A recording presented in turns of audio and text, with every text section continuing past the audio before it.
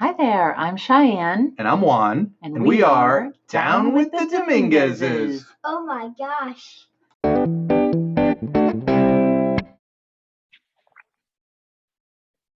All right, welcome everyone. We are back with season 3 of Down with the Dominguezes.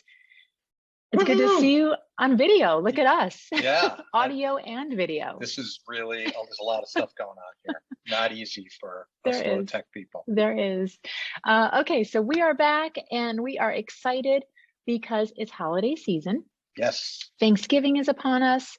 Christmas and all the holidays are upon us, and we're sort of coming out of COVID kind of, and we're getting back together. Yeah, that's great. Looking forward to seeing a lot of people over the next few months. Yeah, and so we're hosting Thanksgiving. We've got our godchildren coming and a lot of fun stuff. So we're talking a little bit today about sitting down at the table again and having good manners at the table. Good timing. Timely topic. Timely topic. So how would you rate your table manners? Fantastic. Like on a scale of 1 to 10. You'd give yourself a 10, wouldn't you? I would probably give myself a 10 on many things. But yes, table manners. Yeah, I mean, I've been classically trained in table manners. That's right. So you have had a different experience with table manners because of your West Point. Would you call that an experience, or would you call that like trial by fire? I would call it hazing, actually. I don't think you could say that word anymore, but that's what I would call it. And I think our guest has a different take on this, maybe. Yes. But, yeah. So our guest is, if I could just introduce her, we have the special guest, my dear friend, Lisa Richey. She is the founder of the American Academy of Etiquette and a company called Manners to Go. So she teaches proper etiquette to adults in corporations and even to kids at home. So she does not have the academy military experience. I have a feeling I wouldn't get a 10 from her, but let me, so when I was at West Point, we as freshmen had to perform our meals a certain way. Okay. And so you had to sit one fist away from your chair. One fist, okay. And then one fist away from the table. Oh, so you... Yeah, so you were kind of scrunched in. You were really scrunched in. Not a lot of room to maneuver. Okay. And then... I'm sure proper posture. Proper posture. Then when you cut your food, before you could take a bite, you had to put your knife and fork on the plate at a 45-degree angle, set them down. Well, actually, you would take a bite, you would set your knife and fork down, and then before you started chewing, your hands would come to your thighs, and then you could begin chewing. Yeah, this is not what Lisa says is proper etiquette at the table. Well, it gets better because if your bite was too big, if an upperclassman thought your bite was, quote, too big, okay, then everyone stopped eating. And while you got corrected, okay, and then we start again.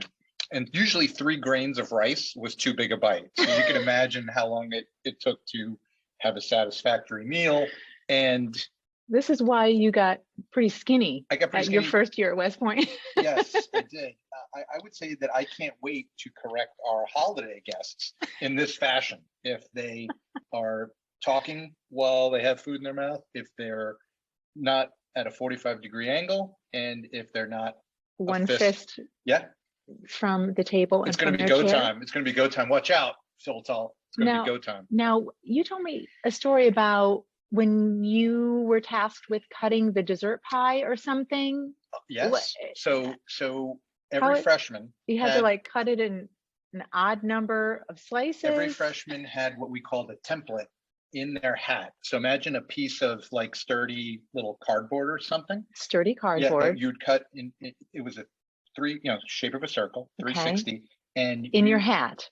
Well, let me finish. Yeah.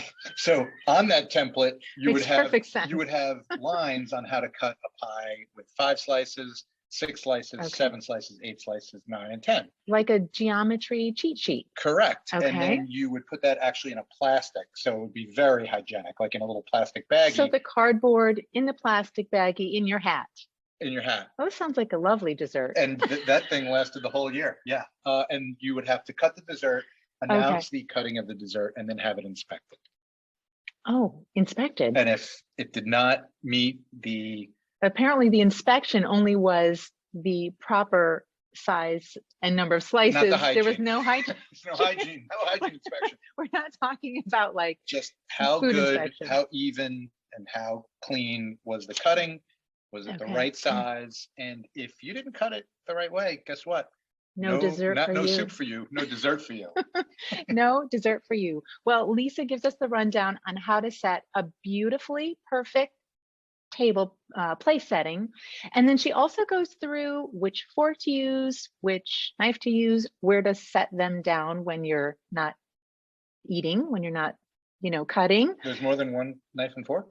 There's more than one knife and fork. Yeesh, Yes. I got a lot. This is going to be. And what to do with your napkin if you get up and leave the table. Oh boy. Okay. It's been a while since we've gotten Yeah, I know. together and, had a nice meal together where we had to have For proper sure. manners. So consider it your refresher course for getting back to the table with friends and family. Awesome. And for those that aren't used to seeing me in a beard, it's No Shave November to raise awareness. That's right. for I love your scruffy face. men's prostate cancer and colon cancer. So No Shave November for the men. Yep. And I recently had a very close family member who was diagnosed with colon cancer, and he has recovered from that. And we're really happy about that. So thanks for bringing awareness to prostate and colon cancer for You're No welcome. Shave November. If you're doing No Shave November, we'd love to hear from you too. All right. Thanks, everyone. We hope you enjoy this presentation with Lisa Richey. Thanks.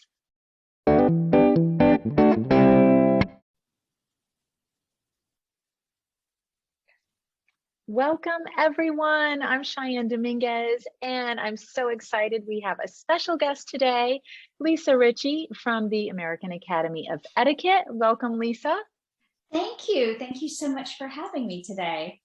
And with Manners to Go, excuse me. So thank you so much for being with us. So I wanted to get together with you because the holidays are approaching, and we've been a little bit out of practice when it comes to hosting people for dinner and meals. And I thought it's so exciting that we're kind of moving out of COVID now. We're going to get back together with our families, and maybe we need a little brush up, a refresh on place settings and what our table settings look like and table manners. And I thought there's nobody better than you. So introduce yourself for us. I know, isn't it wonderful to think that we're going to be getting back? And, I have seen people start decorating for the holidays as early as 2 weeks ago. I think we're all really we're just ready to get out and be amongst people, our friends, our family. We really are. And I see it with trying to get a restaurant reservation here. People are really ready to get out. And I think it's wonderful. And I know so many of us really enjoy setting the table and putting together a beautiful table, with the flowers and the candles and all the things down the center. That is what I love. So I am not the best cook or the best chef.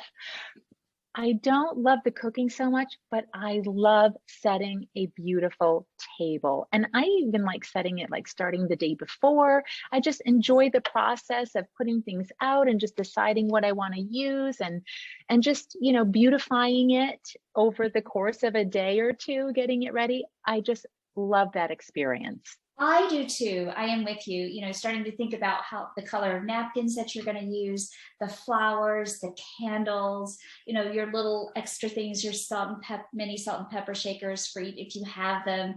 And I'm really, before we get started, I really want to let your listeners know that, yes, it is important to know where the fork belongs and how to hold it. And I'm going to go through all of that today, but I really want to encourage people to use what they have. If you don't have that's a great point. knives, it's okay. Set the table anyway. If your napkins are all different colors, that's okay. That's okay. If you don't have the correct amount of wine glasses or red wine, it doesn't matter.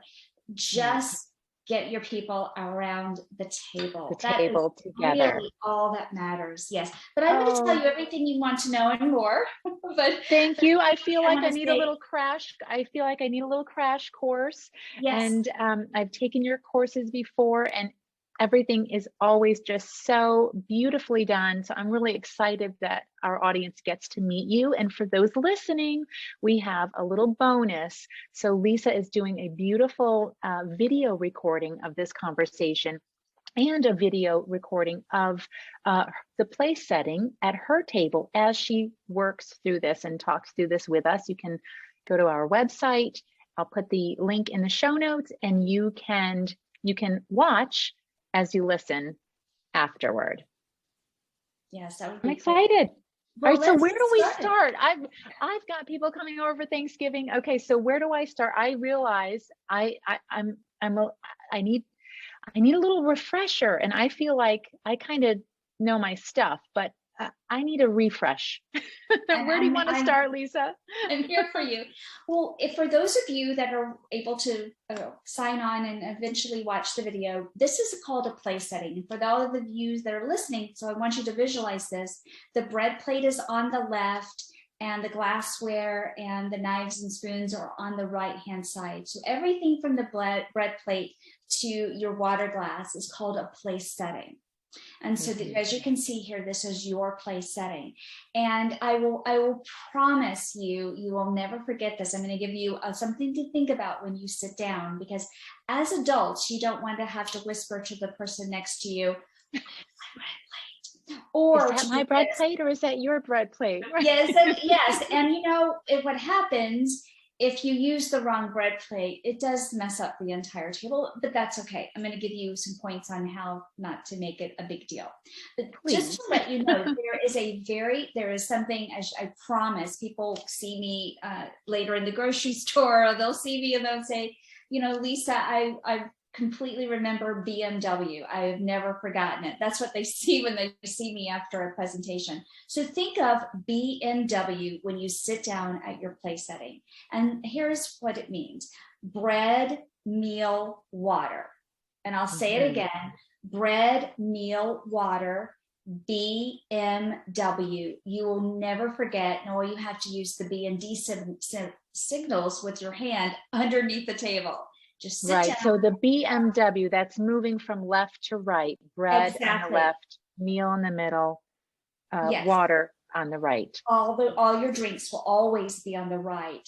And so let's go through this. You have the bread plate at the very top of the table, or excuse me, at the top of the place setting. It's above the forks. That's your bread plate. Your roll goes here. Your French bread, any type of bread, your corn muffins will go on the bread plate, as well as the butter that is passed. Now you can put the butter on the plate ahead of time, or you can pass the butter. And I will go ahead and address it right now, because this is the most popular question that we get during the holidays. Which way do I pass? And so to answer that question, the butter is always passed to the right. And the purpose in that is to make sure everyone gets the mashed potatoes, everyone gets the green beans, and the host or the hostess always passes to her guest first. Okay. So remember, so if you're at the head of the table, or even if you're in the middle, take the mashed potatoes, take the butter, start passing to your guest first. The hostess always serves herself last. Got it. Back to the place setting. So we have our bread and butter plate top left, and it stays up there. It never moves down here for you to access your bread and butter close to you. It stays at the top left-hand side above the forks, and you break your bread. And this is another common etiquette faux pas, dining etiquette faux pas. Imagine this, you have a dinner roll. You need to break off one bite-sized piece of the dinner roll, butter the one bite-sized piece, put the roll back, and only eat one bite-sized piece of your roll. You don't take it, split it apart, and eat it like a sandwich. And slather the whole thing. And slather the whole thing with butter. And I am a butter connoisseur. I love, love, love it. But it is to be savored, and it's one bite-sized piece at a time. And for those of you like me that are butter connoisseurs, serve your butter room temperature. Okay. Butter Yes. connoisseurs. I love that. Yes. So serve that room temperature. Next, we're going down. Next, we have our forks. Our forks are always on the left. We have our salad fork. In the US, we eat our salads ahead before the entree. So we have our salad fork and we have our entree fork. So in other words, this could be your lunch fork or your dinner fork. We have, you can see here, I have a placemat. You can have beautiful charters. You can set it right onto the tablecloth, whatever, plan that you have. Okay. And so then you have your plate, obviously, in the center. Now with the napkin can go on top of the plate, as you see that I have it here. A lot of times, because we have a lot of family and friends, that's really the purpose of Thanksgiving, to have as many as we want at our table. To save space, you can put the napkin in the center of your place, of the place setting, on top of the dinner plate. Many times you will see it. If you want to place it off of the dinner plate or lunch plate, you place it to the left of the forks. I grew up in the South, and I grew up with the napkin being placed underneath the forks. According to the etiquette books, and I like this idea, the napkin is to the left. It's not placed under. That way you have easy access to it. Right. So a bit more about the napkin in a moment. I mean, there's a lot to know about the napkin, and I'm going to continue with that in a few minutes. On the right-hand side, we have our knives and our knives and spoons. And you'll notice, this is what you need to know over here. The knife blade faces toward the plate. Inside, Always it's facing toward in. the plate. Yes, Okay. and I am going to have a salad, so I'm actually placing another knife at the place setting for the salad. Let's say you might be serving a salad with apples and lots of the good crunchy things.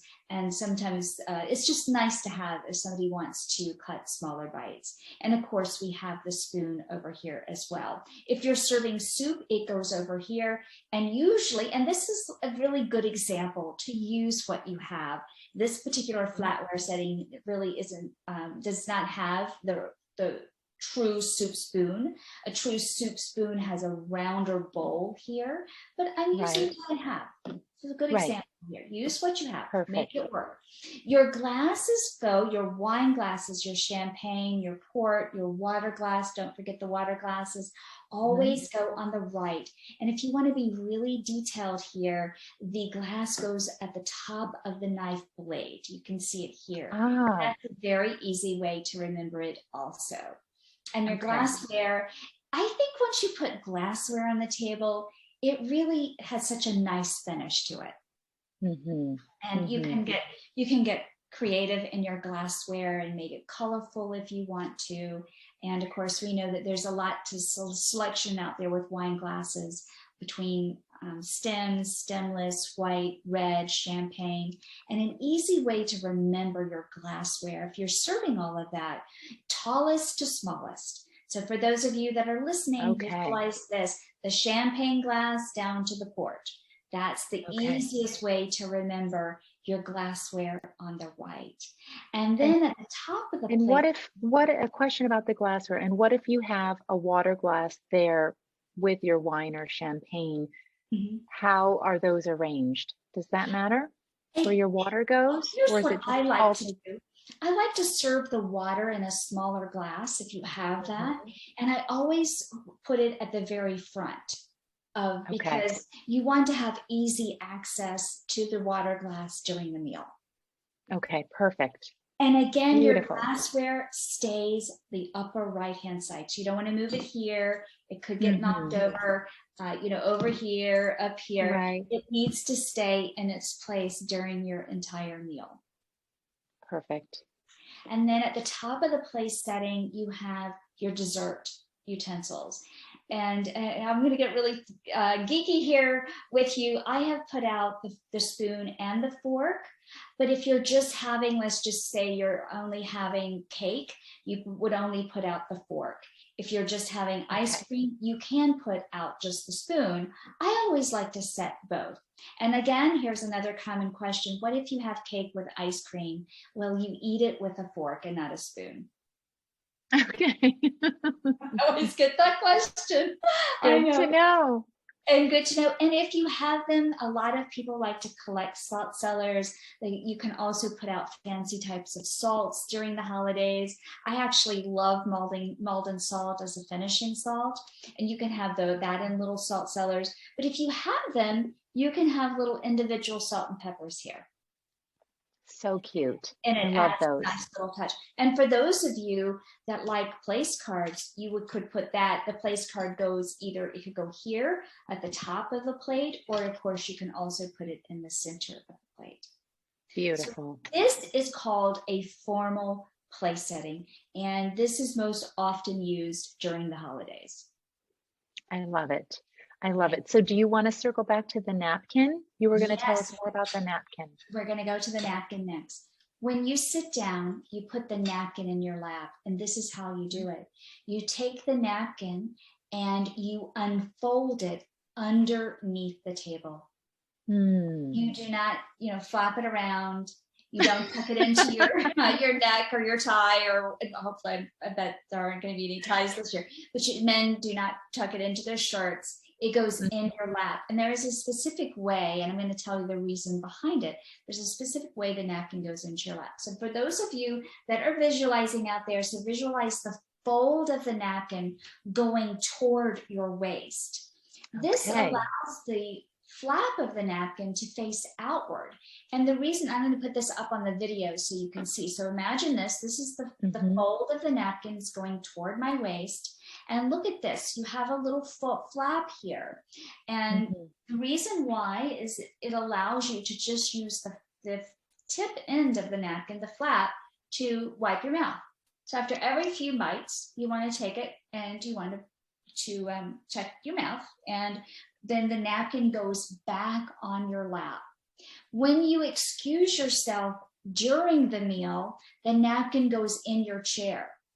And once a utensil or a napkin has been used, it doesn't touch the table. The utensils never touch the table once they've been used. And the napkin doesn't touch the table until the very end of the meal. So back to, if you excuse yourself during the meal, it goes in your chair. You do not need to announce to the table where you're going. You simply say, excuse me, put your napkin in your chair, exit, come back, put the napkin back in your lap.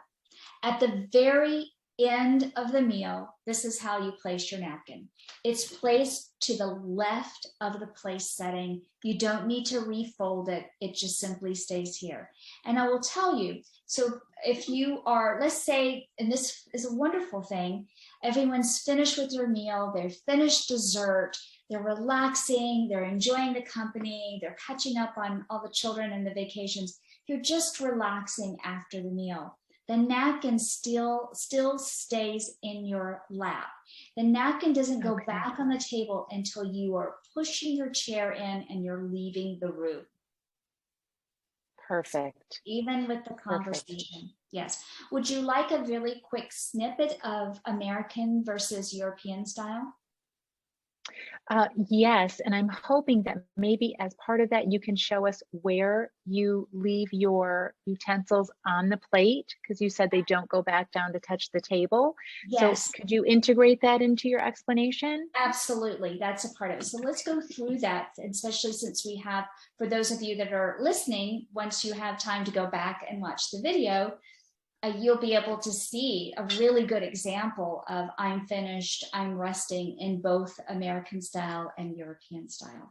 So I'm going to move this top plate out of the way. So let's just say this is, you've finished your salad. So I'm going to put this over here to the side, and I'm going to demonstrate American style first. And I'm going to remove the fork and the knife because I've already had my salad. And then you can see I'm left with, remember we moved from outside in, and I'm going to demonstrate American style first, and I'm right-handed. And for those that are left-handed, you'll just do the opposite of what I'm telling you. And I will also point out to you, if you're left-handed, most really like the European style. It's easier for those that are left-handed. And whether you're adult or whether you're a child, I teach this this way of cutting to make it easier, because there's a lot of mistakes made during the cutting time here. So palms out. This is, like I said, for the parents out there listening, this is a great way to teach your children how to eat correctly. So have them put their palms out. I'm going to call my right hand my power hand. I need to cut, so I need to put it into my power hand. And I'm balancing the knife on the index finger on the right hand, on my power hand. And the fork is balanced on the other index finger. And this happens to be my left hand. You lightly grasp, turn the utensils over. Now watch my elbows. They're not out here. They're by my body. You make your cut. The knife goes at the top of the plate. The blade faces toward you.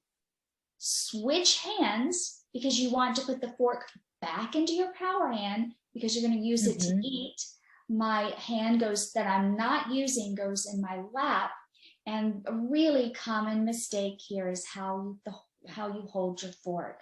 And with American style, the index finger and the thumbs on top, and the 3 fingers are below. It's very similar, if you could see this, if I were writing my name with a pen, that's how we hold a pencil.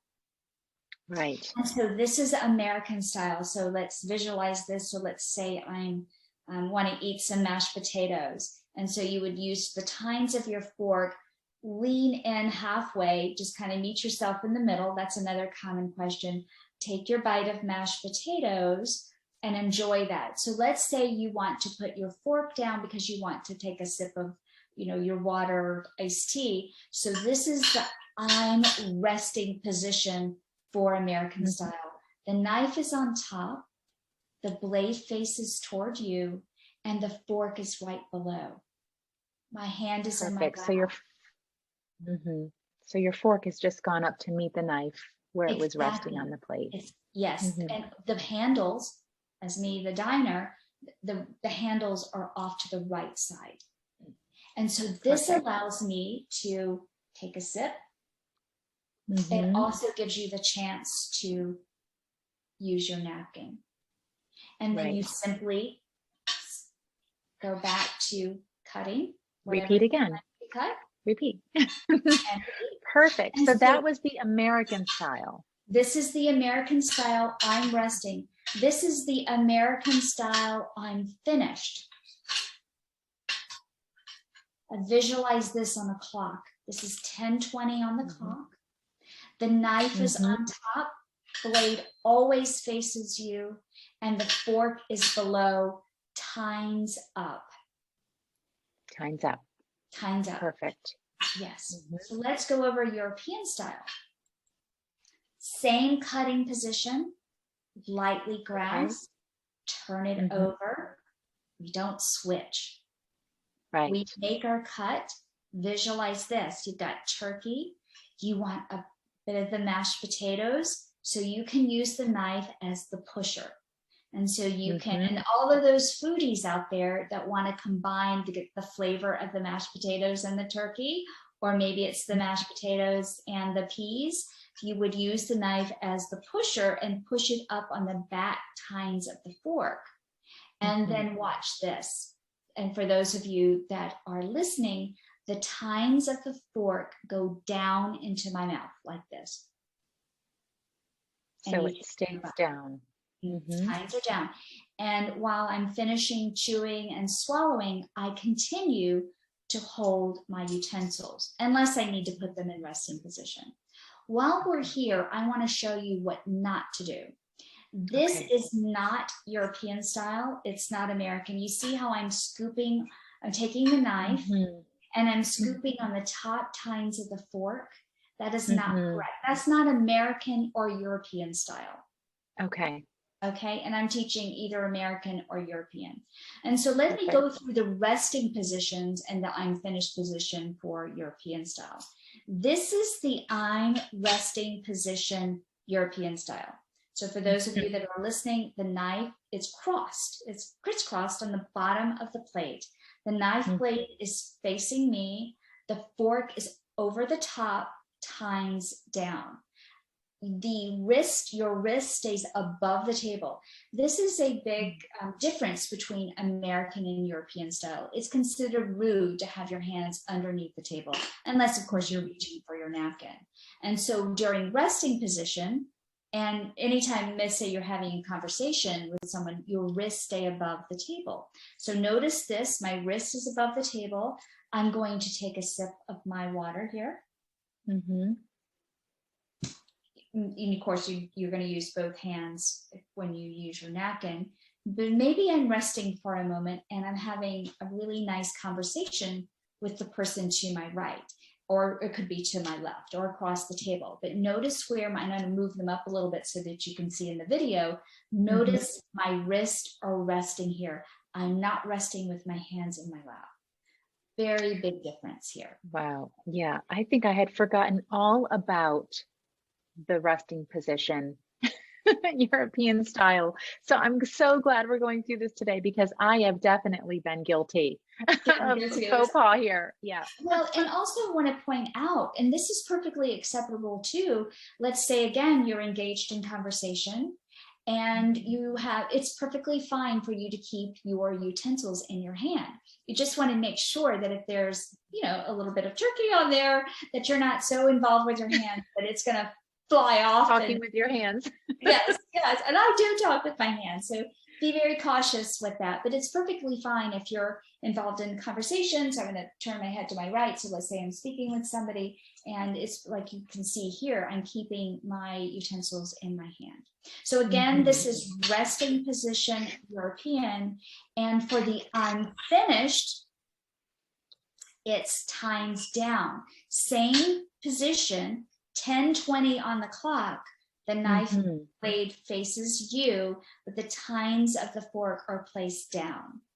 Oh, interesting. Okay. So this is the I'm finished. If you want to get really technical, this always works. 98% of the time, you're going to see this.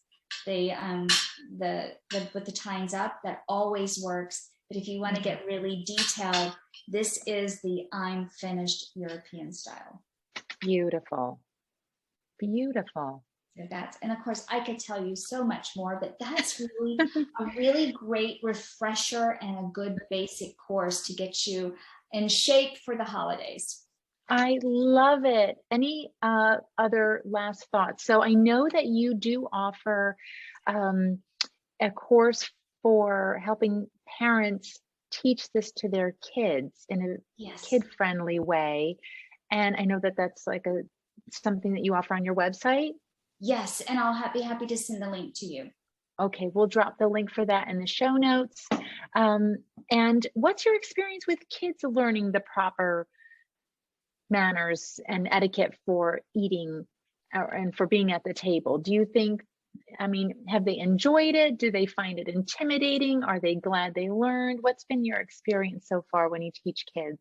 They absolutely love it. And when there's a private instruction in the home, they love to set the table. They get really involved in that, and they really do enjoy it. And I find, the attention spans there. I would offer advice to parents with young children to choose one way, to choose either American style or European style, and teach one style, and make sure their children really understand one style before getting, I wouldn't teach both at one time. Both at the same time. Beautiful. Yes. And then any thoughts on arrangements, flower arrangements, or anything else that's going on the table?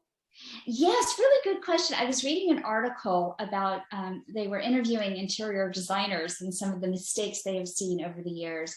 And of course, make sure, we all love flowers. Who doesn't? Make sure that if you do happen to have a tall arrangement in the center, that it's removed, when people walk in, and, it's lovely to see. You might want to consider removing that during the meal, because you want people to be able to see across the table. So that's why I like the shorter arrangements to go down the center of the table. If you have a farm table or if you have a round table, that's really, I did read in this article that one interior designer said that somebody tried to get really fancy and they put a real turkey in the center of the table. I am not kidding you. That's what the article said. So you want to make sure, I don't know if you want to go that far, but just to make sure. Yeah, I don't think I'll be doing that. is not blocking. And also, as far as candles, I like to set the table with candles that do not have fragrance. I think that can be overwhelming, somebody with allergies. You want the aroma of the food. We all love that smell of mashed potatoes and turkey and all the things of the dessert. And so let that be your fragrance, and put out or use candles that without fragrance. Oh, great tip. Great tip. Well, thank you so much, Lisa. This has been just the perfect refresher course. I'm excited, and it did bring back some things I know I gotta polish up.